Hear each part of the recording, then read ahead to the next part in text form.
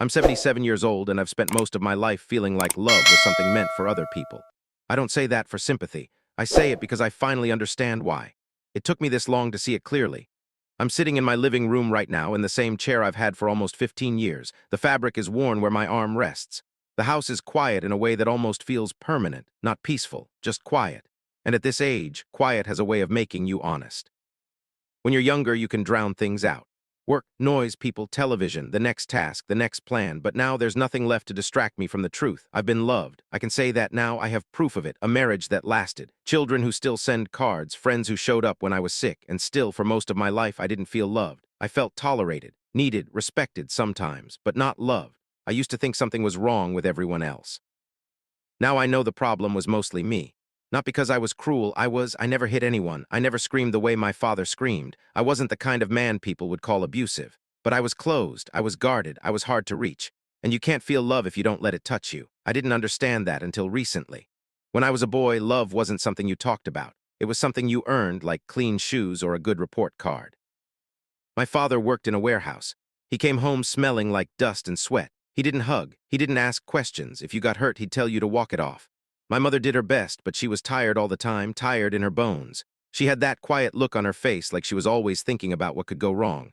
I remember once I was maybe 8 years old and I brought home a drawing from school. I'd worked hard on it. I wanted to show them.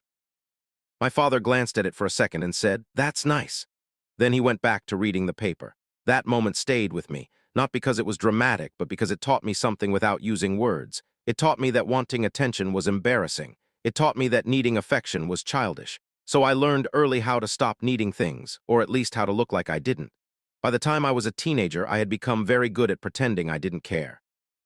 I didn't ask for comfort. I didn't talk about fear. I didn't cry in front of anyone. People said I was mature. What I really was shut down. In my 20s, I met my wife. She was warm. She laughed easily. She touched my arm when she spoke. She looked people in the eye like she truly saw them. When she first showed interest in me, I didn't trust it. I thought, why would someone like her want someone like me? But I married her anyway. I loved her in my own way. I worked hard. I stayed loyal. I paid the bills. I fixed things around the house, and I thought that was enough. She would try to talk to me at night after dinner. She'd sit on the couch and tell me about her day, about her sister, about things she read. I'd listen, but not fully. My body was there, but my mind stayed guarded, like I was always bracing for something. Sometimes she'd say, "You never tell me what you're thinking." And I'd shrug and say, "There's nothing to tell." That wasn't true. There was always something to tell. I was thinking about whether I was failing, whether I was disappointing her, whether she would one day realize I wasn't enough. But I didn't know how to say those things without feeling ashamed, so I stayed quiet. And she stayed lonely, even sitting right beside me.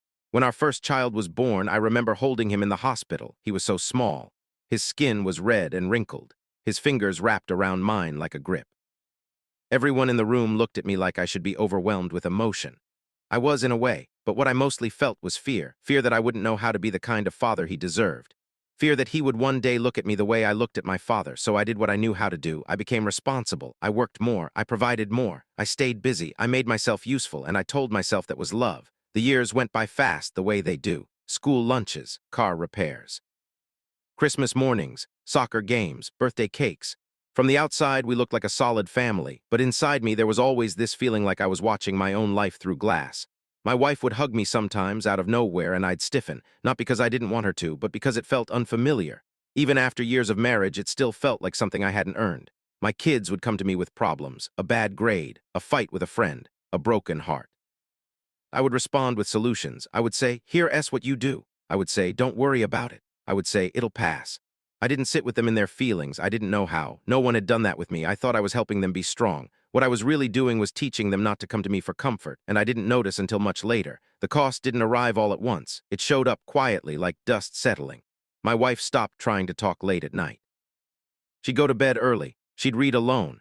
My kids stopped telling me personal things. They told their mother. They told their friends. I became the man you update, not the man you confide in. And I accepted that role because it felt safe.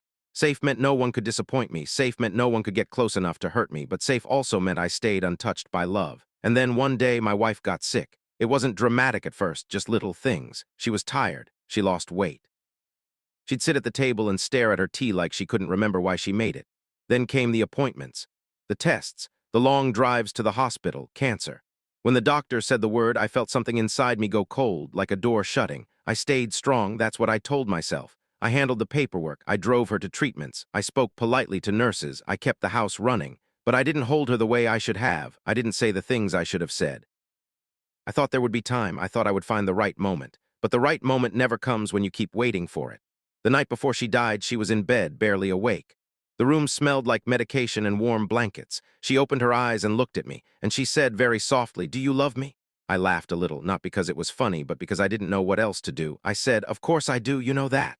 She nodded slowly. Then she said, "I wish I felt it more." That was the last real sentence she ever said to me. After she passed, the house became too large, not physically. Emotionally, every room felt unfinished, like the warmth had been removed. I would wake up and reach across the bed without thinking, and my hand would touch cold sheets. That kind of loneliness doesn't feel like sadness. It feels like punishment.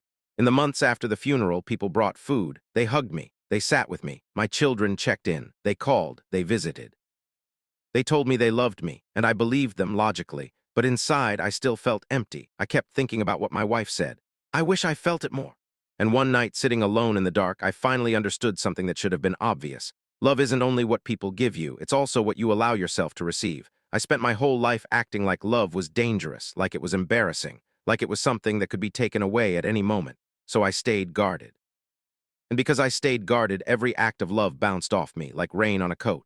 People could love me, but I couldn't feel it, not deeply. Not in a way that changed me. I realized now I confused love with proof. I wanted proof, constant proof. I wanted someone to show me in a way that made me cert. But real love doesn't come with guarantees. It comes quietly. It comes in ordinary ways, a hand on your shoulder, someone making coffee for you, a child asking you to listen, a wife sitting beside you at night, hoping you'll open up. I had those things. I had them for decades, and I was too afraid to let them in. That's the part that breaks my heart. Not that I was unloved, but that I lived like I was. If you're listening to this and you feel the way I felt, like something is missing, like you're standing outside your own life, it might not be because people don't care. It might be because you've been carrying old habits for too long. Habits you learned when you were young. Habits that helped you survive. But survival isn't the same thing as living. I don't say that like advice. I'm not in a position to give advice. I'm just telling you what I finally saw at 77 when it was mostly too late to change the past. My children still call me, not every day, but they do. They ask if I'm eating. They ask if I need anything. Sometimes my son hugs me when he leaves, and I can feel how careful he is, like he's hugging someone who might not hug back, and I try now.